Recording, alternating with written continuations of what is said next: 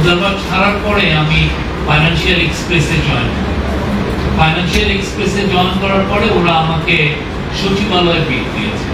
আমার কাজ ছিল 9টা 9:30 আমি ঢোকা আর 5টায় বের হওয়া। পকেট ভর্তি, আমার যে খুব ভালো সোর্স ছিল তা পকেট ভর্তি যত চোখা ছিল আমি দিয়ে দিতাম। আমি স্পোর্টসে যারা এখানে আছেন, যারা স্পোর্টস থেকে আসছে, তাদের একটা কিন্তু বড় গুণ আছে, তারা প্রচুর লিখতে পারে। আমি সারাদিন ধরে ওই 5টার সময় যে ধরেন 7টা 8টা রিপোর্ট করতেছি, তার মধ্যে কোনটা ফার্স্ট লিড হচ্ছে, কোনটা সেকেন্ড লিড, কোনটা থার্ড লিড। আমার মনে আছে একটা বছরে আমি সচিবালয় বিট করার কারণে এক বছরে 98টা আমি লিড পেয়েছি। তো ওই জায়গা থেকে আমি দেখেছি মানে সচিবালয়ে যারা করেন তারা কতটা মানে পরিশ্রম করেন। আপনাদের যে কাজগুলো খুবই অ্যাপ্রিশিয়েট যতটা হওয়ার কথা সেটা হয়, মানে এটা খুবই ডেলিকেট একটা কাজ। কোনো মিনিস্টার একদম রিপোর্ট করলেন, আপনার চাকরি একদম তখন মিট হয়ে যায়। অনেকে বিশাল এক্সাম করে আপনার একটা মিটিং মিস হওয়া মানে অনেক বড়। একটা লাভ হচ্ছে যে আপনি একই কম্পাউন্ডের ভিতরে অনেকগুলো মিনিস্ট্রি পাচ্ছেন, আপনার ভালো সোর্স থাকলে আপনি স্টিলি সোর্স অফ ইউজ পাচ্ছেন।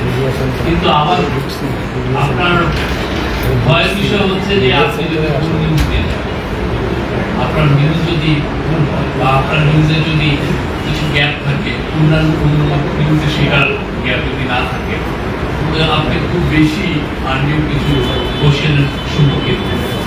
এইটা আমার জীবনের সেরা টাইম বলবো। 2.5 বছরে আমি পুরো একটা বাংলাদেশ গভর্নমেন্ট কিভাবে কাজ করে আমি এটা জানতে পেরেছি।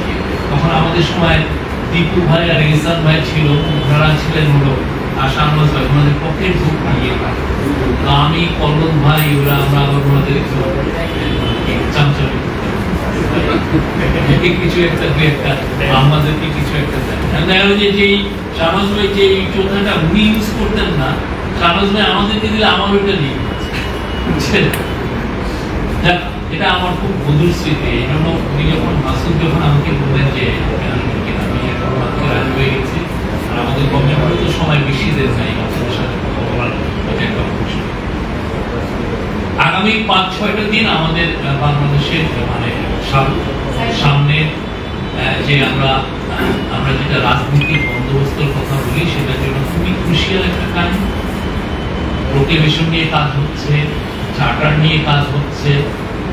5 তারিখ আমাদের প্রথম বর্ষপূর্তি, জুলাই গণঅভ্যুত্থানের। এই পুরোটাকে সামনে রেখে অনেকগুলো আপনি দেখেছেন যে আজকে খুবই সিরিয়াস মিটিং হচ্ছে জুলাই চার্টারটাকে ফাইনালাইজ করার জন্য।